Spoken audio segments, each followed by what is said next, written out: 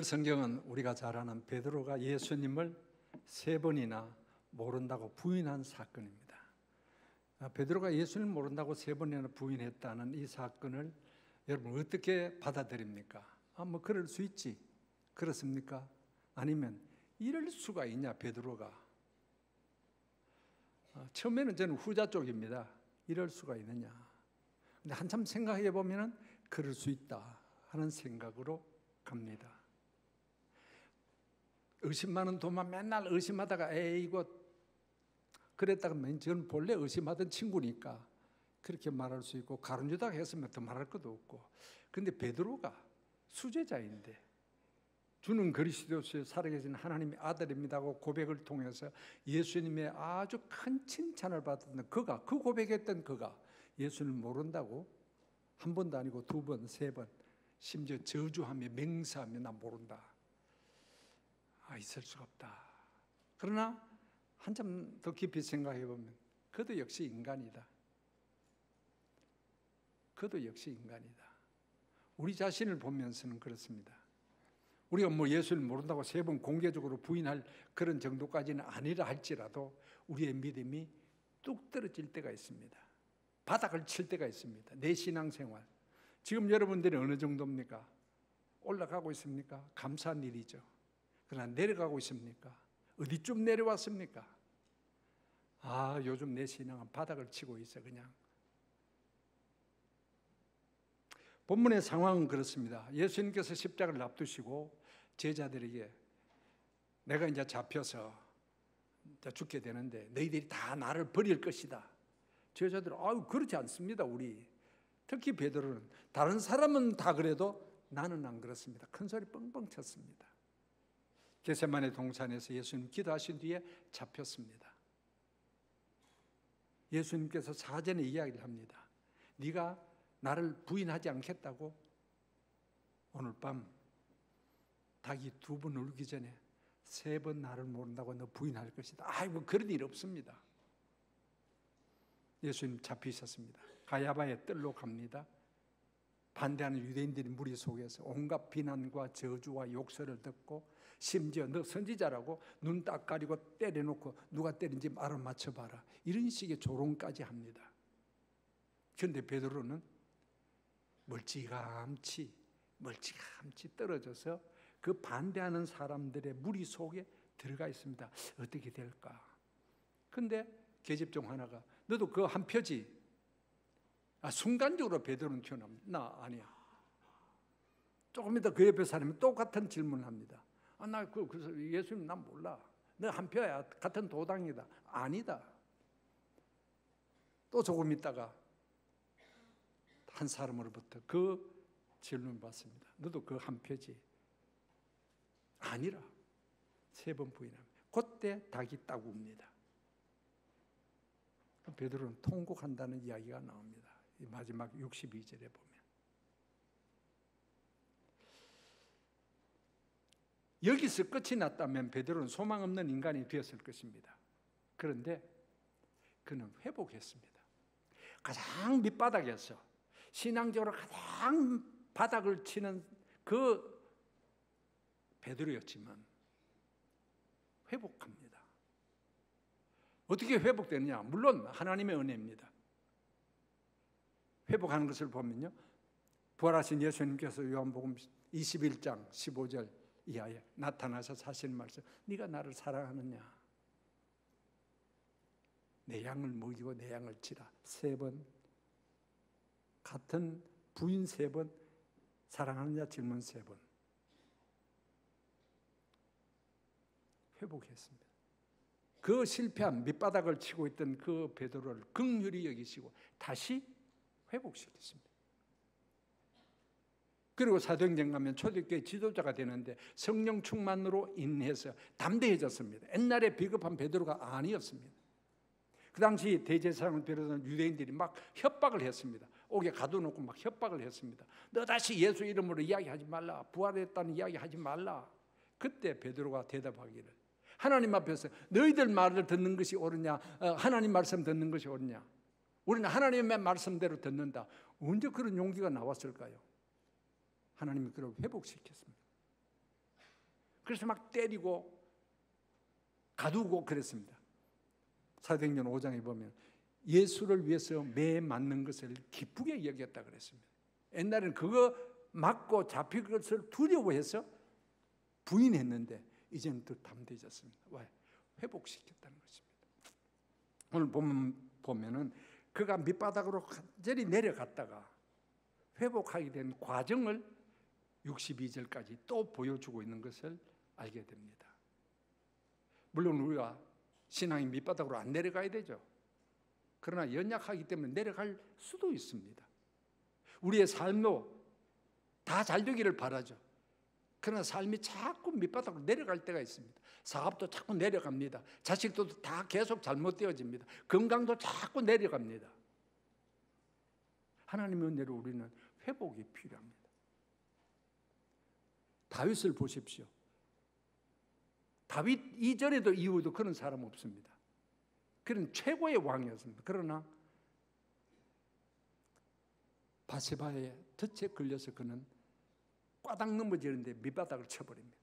소망이 없었습니다. 근데 그는 다시 회복합니다. 회복이 중요하다는 사실입니다.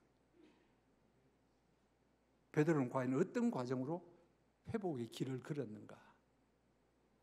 오늘 내 자신을 보면서 저나 여러분이나 나는 지금 어느 정도까지 내리막길인가? 나에게 회복이 필요하지 않느냐? 그 과정을 한번 나눠보려고 합니다. 첫째는 회복의 과정 첫째는 말씀을 기억하고 붙잡아라는 것입니다.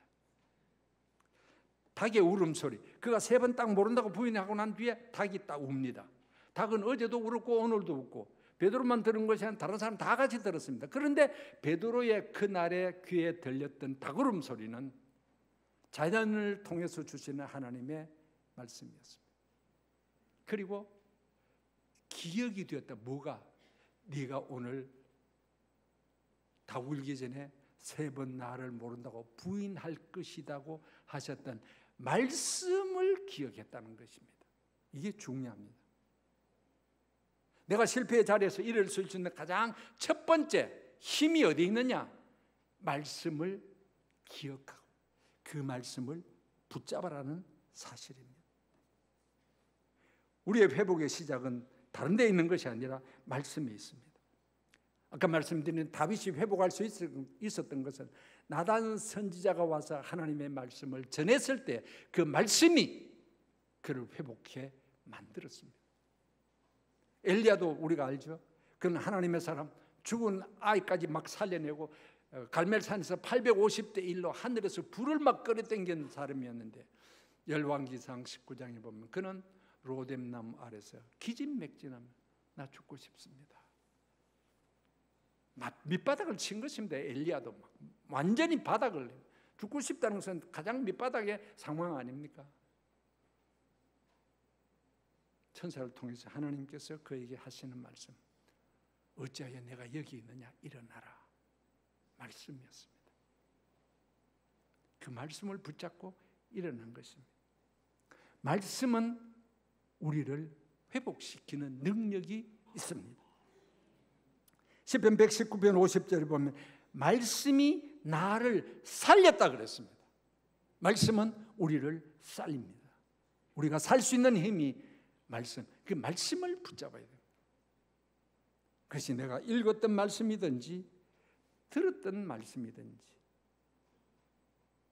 여러분 지금까지 읽었던 말씀 가운데 딱 붙잡고 있는 말씀이 있나요?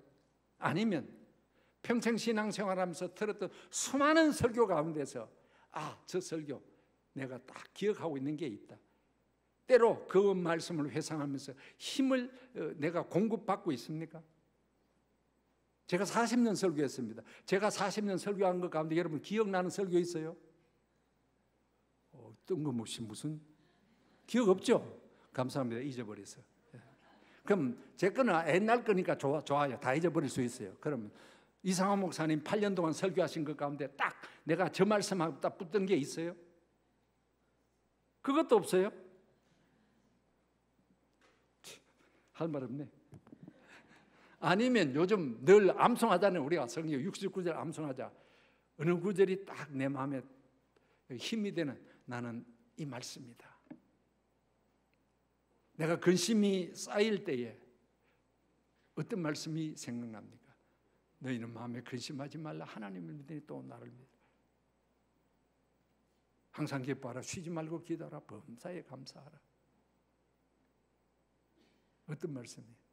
근데 붙드는 때로는 두려움이 가득 찰 때 두려워하지 말라. 내가 너와 함께합니다. 놀라지 말라. 나는 네 하나님이 된다. 내가 너를 굳세게 너를 붙잡아 주겠다. 이런 말씀들을 기억하고 암송하고 읽을 때에 그 말씀이 내려가고 있는 내 신앙을 다시 일으켜 세울 수 있는 힘이 된다는 거예요. 그러니까 말씀을 붙잡아야 돼요. 말씀 없이 신앙 없지만은 말씀 없이 우리는 다시 일어날 수도 없습니다. 이 말씀의 중요성이에요. 성 어거스틴 알죠? 유명한 성자입니다. 그러나 그는 젊은 시절 만이교에 빠져서 아주 방탕한 생활을 했습니다. 그가 성자가 될 수 있는 물론 첫째는 그의 어머니의 간절한 기도, 모니카의 기도의 힘이었습니다. 다른 하나는 그의 고백록 가운데서 그가 회심하게 된 전기가 된 것이 말씀이 있었습니다. 어느 날 갑자기 자기 귀에 어린아이 목소리로 잡아서 읽어라 하는 소리가 자꾸 들립니다. 그래서 성경을 들고 펼쳤는데 그 말씀이 로마서 11장이에요. 한번 띄워보실래요? 여러분 어느 말씀인지 궁금하지 않아요? 로마서 11장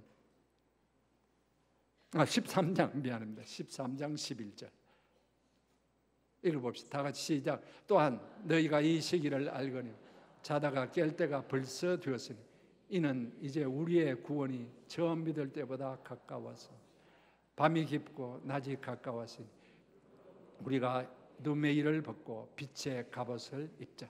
낮에와 같이 단정히 행하고 방탕, 술 취하지만 음란하거나 호색하지만 다투거나 시지하지 오직 주 예수 그리스도로 옷 입고 정욕을 위하여 육신의 일을 도모하지 말라.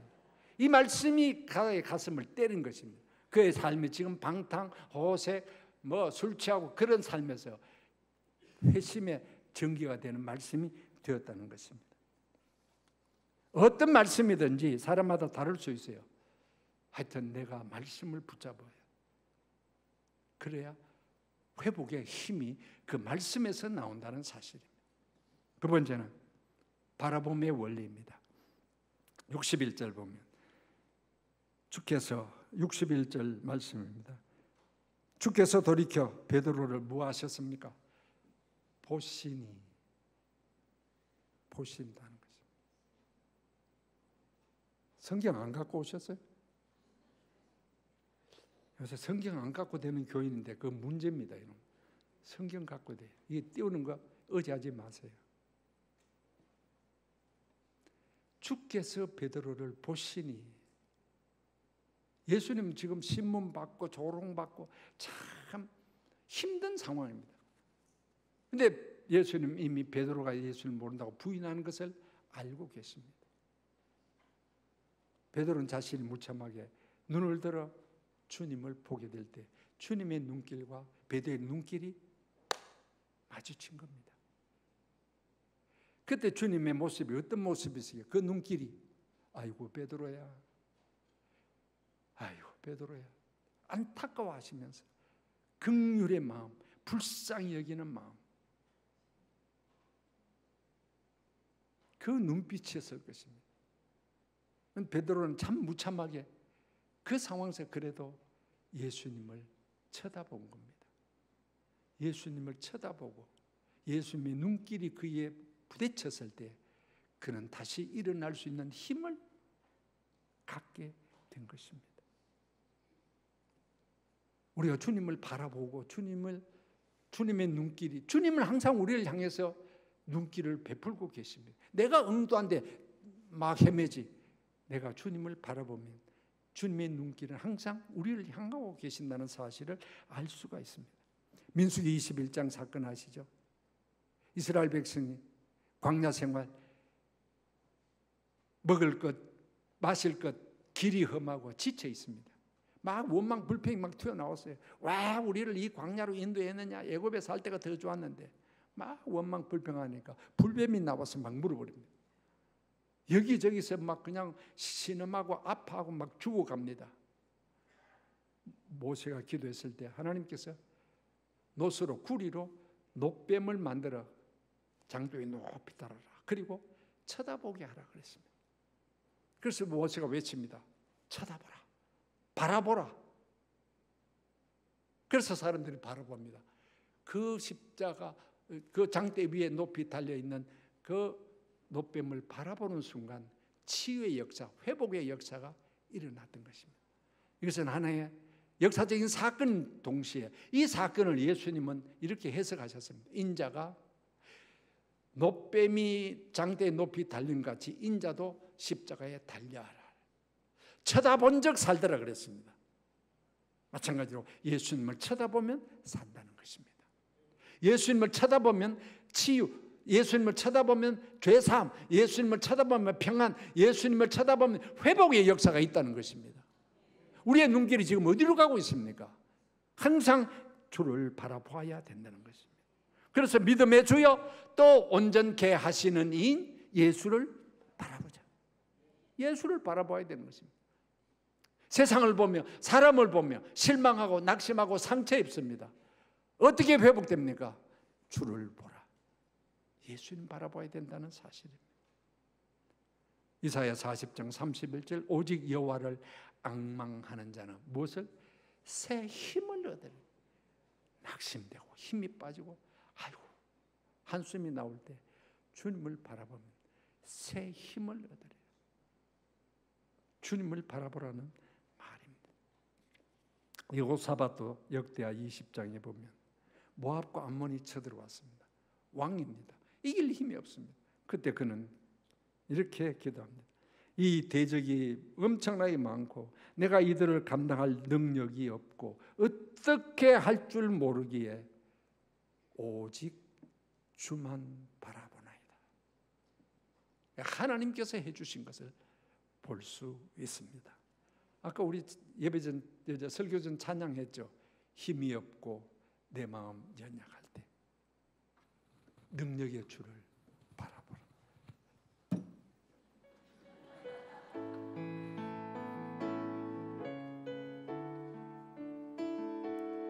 사모하는 마음으로 같이 부릅시다. 2절입니다. 힘이 없고 내 마음 연약할 때 능력의 주님 바라보아라. 주의 이름 부르는 모든 자는 힘주시고 늘 지켜주시리. 눈을 들어 주를 보라. 내 모든 염려 주께 맡겨라. 슬플 때에 주님의 얼굴 보라.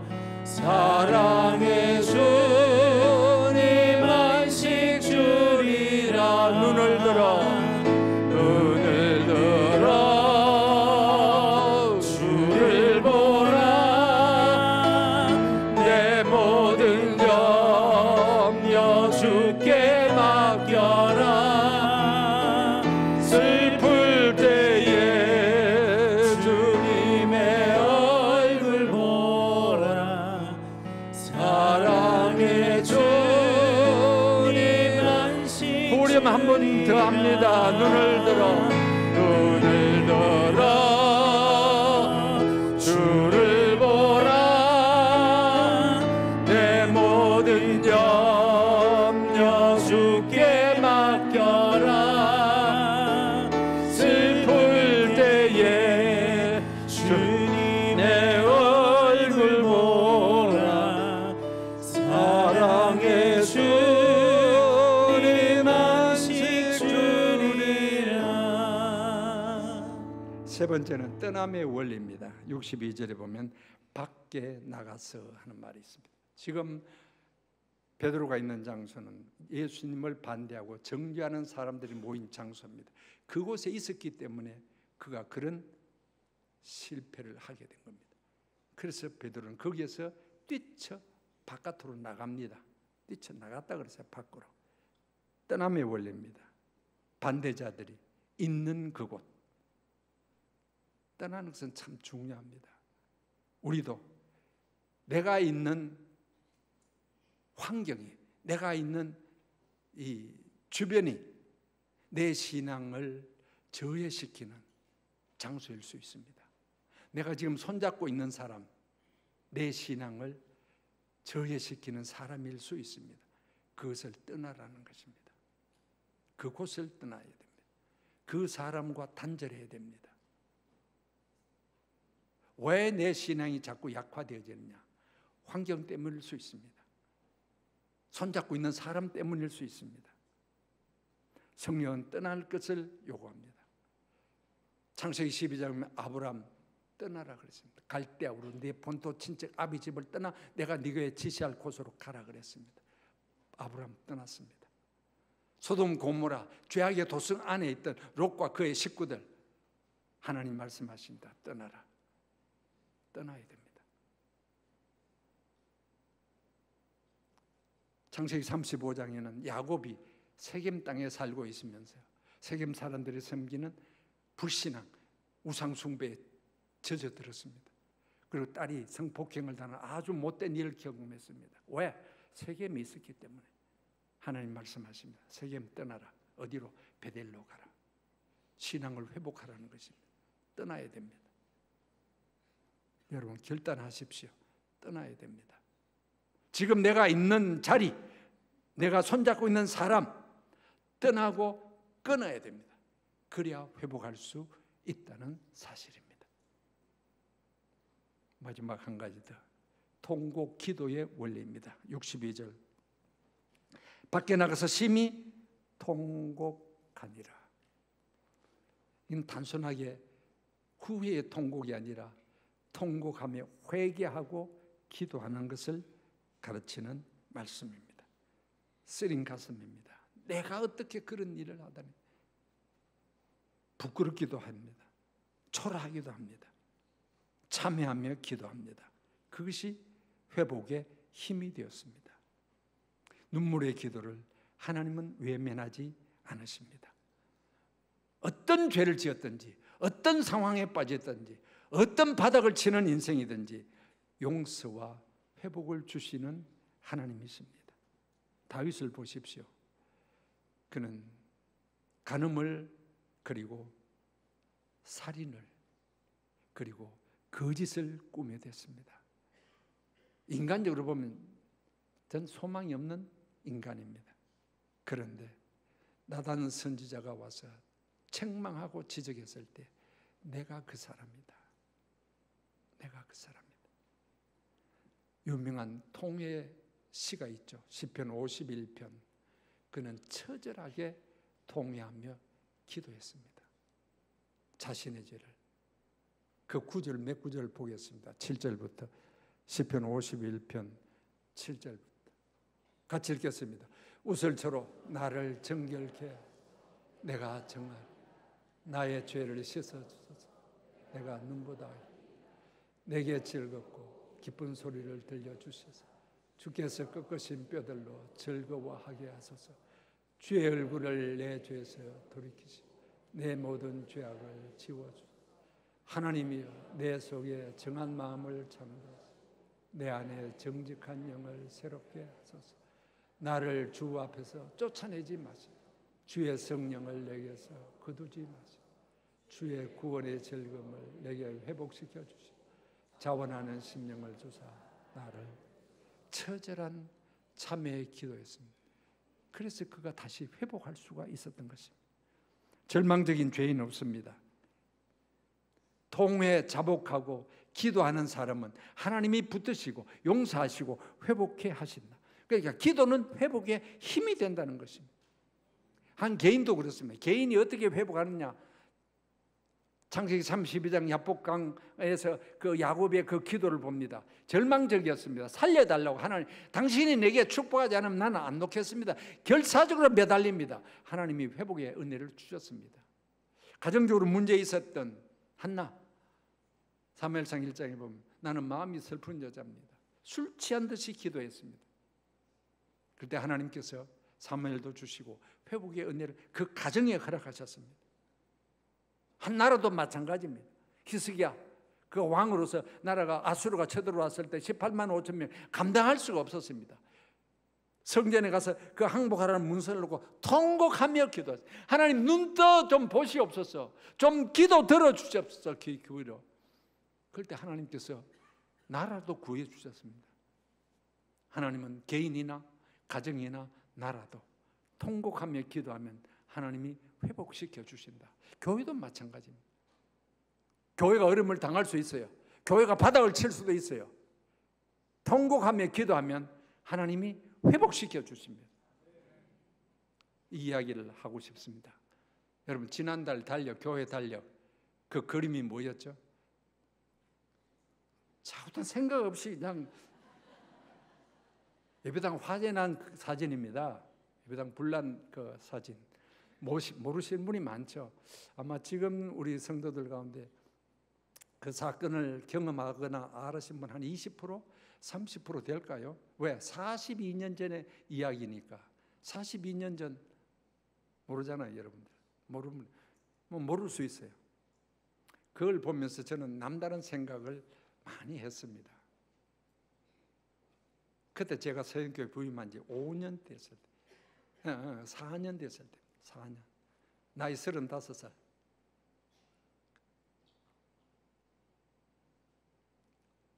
(79년 11월) 제가 부임해서 전임 목사님은 캐나다 이민 가시고, 아시는 분은 아시지만 모르는 분들 때문에 이야기합니다. 그때 성도가 주일 낮에 650명 정도 모였습니다. 그 당시 79년 당시에는 굉장히 큰 교회였죠. 노회에서 제일 컸으니까. 근데 어린 사람이 담임을 했는데, 32살짜리가 담임을 했는데 정말 하나님께서 복을 주셨습니다. 여러 가지 면에서 양적으로만 이야기합니다. 1년에 100명씩 교인이 불어났습니다. 그러니까 83년 그 당시에는 1000명이 되었습니다. 주일 낮 예배 출석 수만, 예배당이 작았습니다. 지금보다 한 반 정도밖에 안 되니까 자리가 없는 거예요. 2부 예배 같은 데는 자리가 없어요. 그래서 아시는 분 알죠? 저 로비를 터버렸습니다. 로비에 장의자 놓고 앉았어요. 그래도 안 됐어요. 강단 위에 보좌자를 놨습니다. 장로님들 안수 집사님까지 다 올라오라고. 여기 위에 앉았던 경험이 있으신 별로 없는, 한희정 장로님 외에는 없으실 거예요. 다 올라오기도 했습니다. 그래도 모자랐어요. 중위층에는 뒤에 쫙 서서 예배를 드렸습니다. 예배 서서. 그래 이 주변에 소문나기를 서영교회는 늦게 가면 자리 없다. 그랬습니다. 팍팍했습니다. 그 당시에 1000명 모였으니까 대단한 거죠. 근데 불이 나버린 거예요.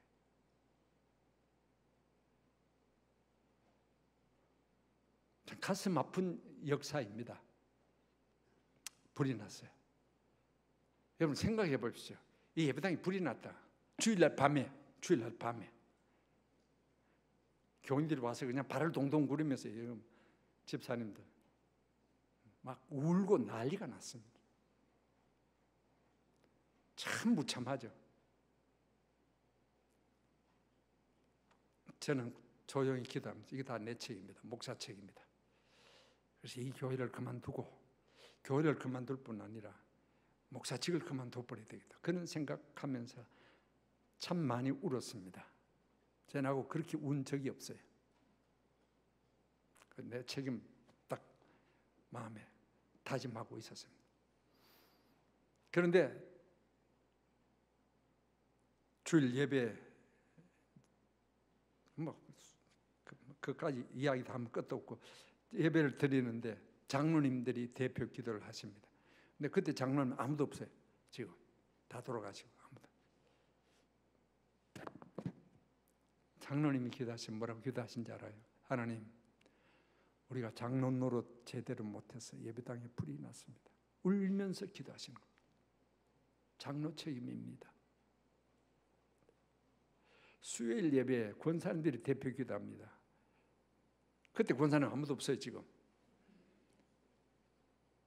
우리 권사가 기도의 사명인데 우리가 기도가 부족해서 예배당에 불나고 이런 시련을 교회가 겪습니다. 저는 뒤에 앉아서 아니 목사 책임인데 왜 장로들이 자기 책임이라고 그래? 권사들 자기 책임이라고 그래? 내 책임인데. 그때 다 통회하며 간절히 기도했습니다. 되는 교회가 어떤 교회냐? 시련 겪고 어려움을 당할 때 똘똘 뭉쳐서 회복시키는 교회입니다. 그 밑바탕에는 통회하며 기도가 깔려 있습니다. 이야기 처음 듣죠? 모르는 분이 대부분이고 아마 경험하신 분은 조금 20% 지금 교회가 30% 정도밖에 안 될 것 같습니다. 오광희 집사는 그때 대학부 학생이었어요. 네, 학생이었어요. 아버님 세대니까 오광희 집사는 아버님, 이일섭 장로님 아버님 세대다. 다 아버님 세대였습니다. 최종화 집사님 아버님이 그때 제일 선임 장로님이었어요. 그 아버님 세대 그 어른들이 그렇게 하셨습니다. 하나님의 축복으로 우리가 여기까지 왔지만은 이 앞선 세대의 기도와 눈물과 헌신이 오늘의 이 교회를 이루었다고 믿습니다. 그래서 이 배나 크게 지었잖아요. 배나 딱 그때부터 좌석이 배가 되었습니다.